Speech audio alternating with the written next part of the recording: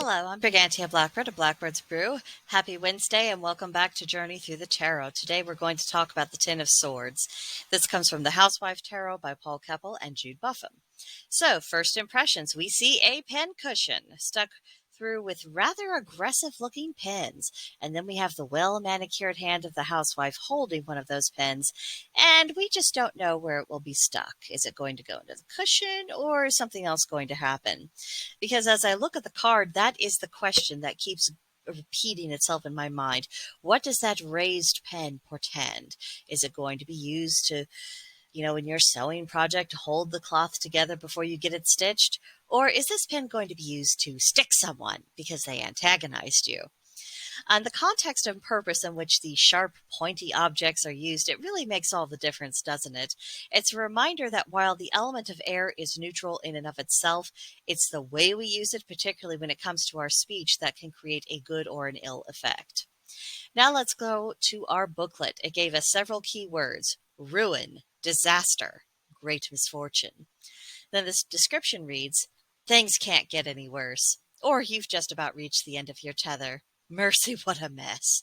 Like the Death card, the Ten of Swords may seem dark and twisted, but it's actually about realizing that it may be better to throw something away and start over. You've got to know where to go but up, put your sewing needs back in their cushion, and give it another shot. Maybe this time try a sewing machine. So when this comes up in a reading, generally, the first thing that I would think of is that the appearance of the Ten of Swords isn't usually a good sign for the querent. You need to look to the surrounding cards to determine what the nature of the catastrophe is, if they reveal it, and hopefully also what the underlying causes of the situation are. The querent will need to deal with the fallout from this before they are able to move forward.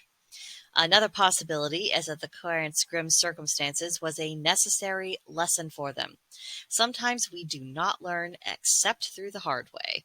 The querent may be confronted with truths that have been previously evaded.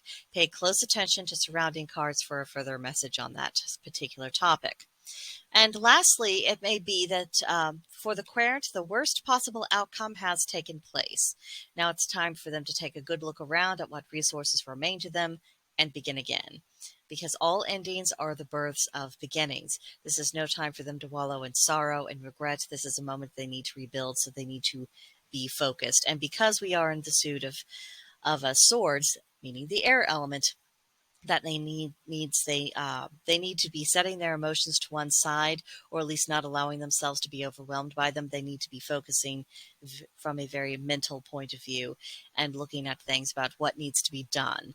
Less sentiment, more just what's necessary. What does the situation really call for? So those are my thoughts on the Ten of Swords. Next week we'll be going to the Page of Swords, of course. We are moving right along through this deck. We will be finishing up the Suit of Pentacles early in January of next year. So we have a little ways to go, but again, rapid progress. In the meantime, please let me know any of your comments, questions, concerns, personal experiences about this particular card or reading tarot in general in the comments section below, or go to the description box, click on the link to Blackbird's Brew, that's the name of our gilded server, and you can come join us there and have a conversation about tarot or witchcraft or paganism there, and we would be very happy to have you. But that'll do it for